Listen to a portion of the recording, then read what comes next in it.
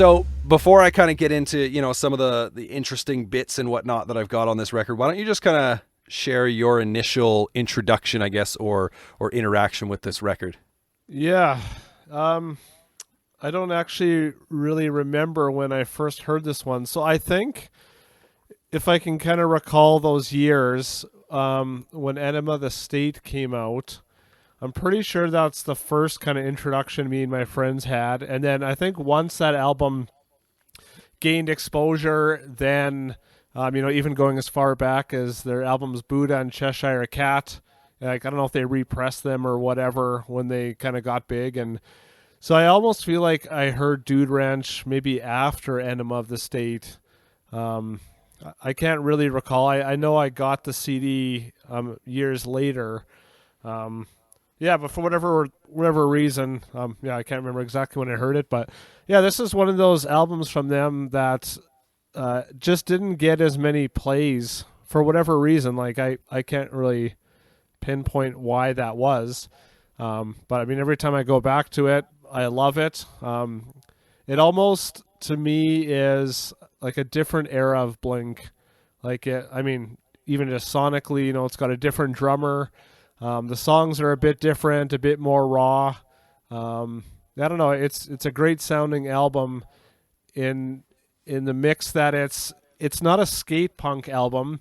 It has those elements. It's poppier, but it's not necessarily, pop punk.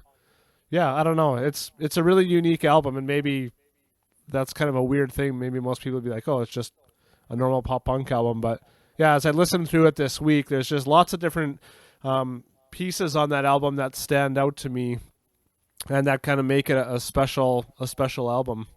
Yeah. I would go as far as to say, like, I do think it would probably classify as a skate punk album.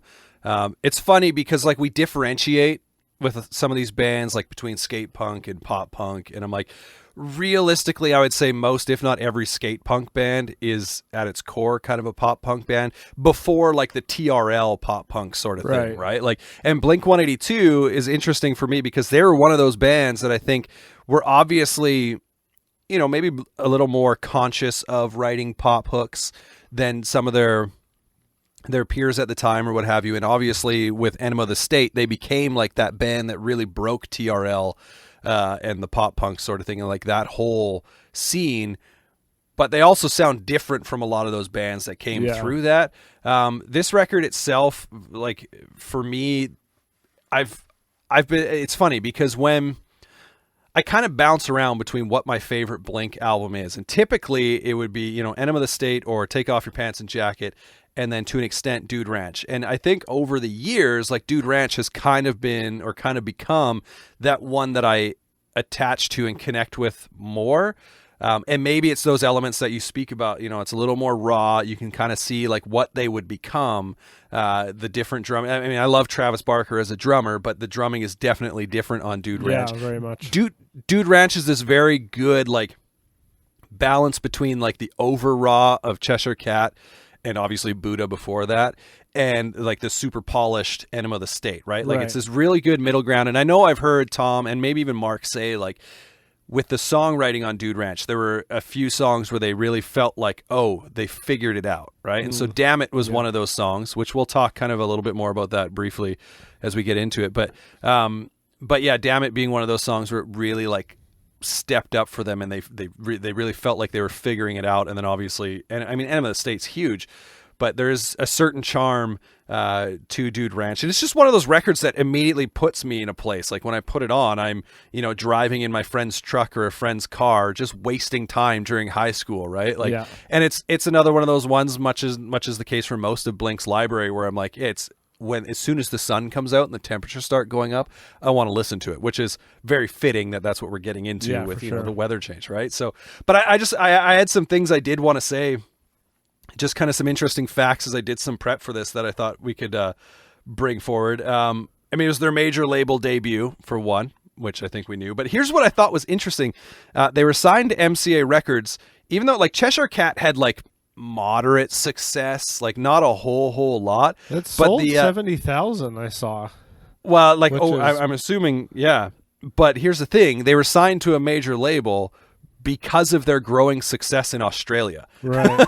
Which I'm like, Yeah. that's pretty great. And I mean, and that proved to be, true, as in Australia it peaked at number 25 on the Australian charts. It hit number 42 in Canada and looks like 67 in the States, which I thought, was kind of interesting. The fact that, like Australia was clearly, I don't know how that becomes a thing, right? Like Australia was clearly their target market or whatever at the time. Also, apparently, while recording this album, it was pretty hellacious for the band. Yeah. Both Mark and Tom had vocal issues, which is interesting because I feel like Mark on this record, compared to any other record, sounds so raw. And it's one of the things I love about it, especially like when you listen to the song "Damn It," just like his vocal performance in that song sounds way more punk rock than I think he ever does. Right? Like out of those two guys, he always kind of had like the smoother voice, right? Tom always had such a unique voice. Mark kind of had, not to say his voice was generic by any means, because you hear Mark Hoppus and you know Mark Hoppus, but at the same point, it felt like that voice could have been on anyone.